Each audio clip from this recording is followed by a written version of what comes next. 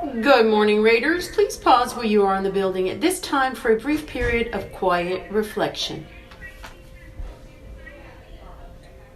Please stand for the pledge to the flag.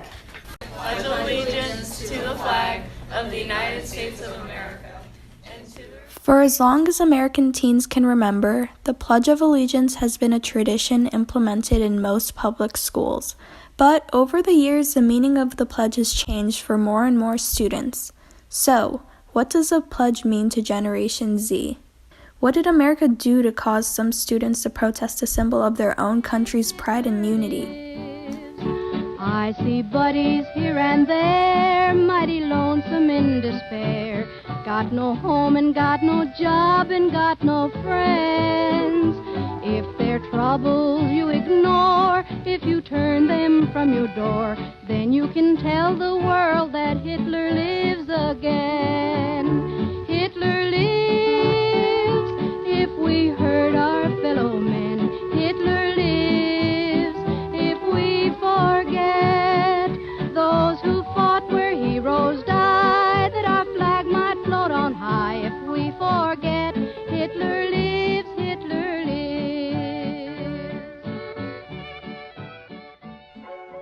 The Pledge of Allegiance was written in 1892 by Baptist pastor Francis Bellamy.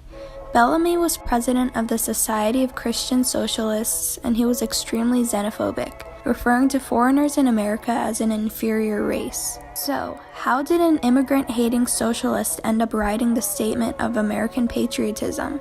Bellamy was asked to write the original pledge for the Youth's Companion, a popular magazine at the time. The magazine sought out to find a short statement that could be read by school students every day in order to sell the flags that they were advertising in that very same issue. Yeah, the pledge was created as a marketing scheme. Little did they know the traction that the pledge would attract over the years and the debate that would come with it. Students are becoming more aware of their right to choose whether to sit or stand, despite the social and disciplinary repercussions. Personally, I never stood for the pledge because it was something I saw as strange and unnecessary, since I didn't experience anything like it outside of my years living in the United States. But it wasn't until I saw the controversy surrounding Colin Kaepernick kneeling for the anthem that I became aware of the power that my decision had. This has been the general case with many other kids in my generation as well. I first started sitting for the pledge about 5th grade.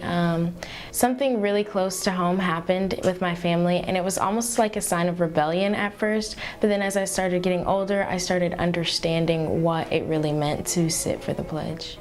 With the rise of students protesting the pledge, or should I say using the pledge to protest, most young people have either heard or experienced a story of someone being punished or ridiculed for sitting during it.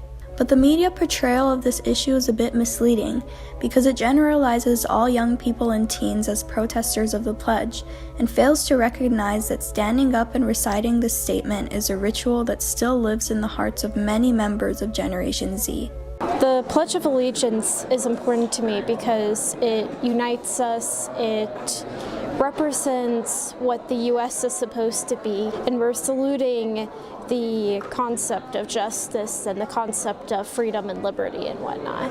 For this much controversy about something, it can be assumed that people know the basics surrounding the subject, right? Do you think people should sit or stand for the Pledge of Allegiance? I think people should stand for the Pledge of Allegiance because sitting is just like, it's offensive to the country. This is our nation, and it's a good thing to stand up and respect the United States of America. Some people feel like they should stand, and go for it, but I personally don't stand for the pledge. I think people should stand for the pledge because out of the two options, it's the most respectful thing to do.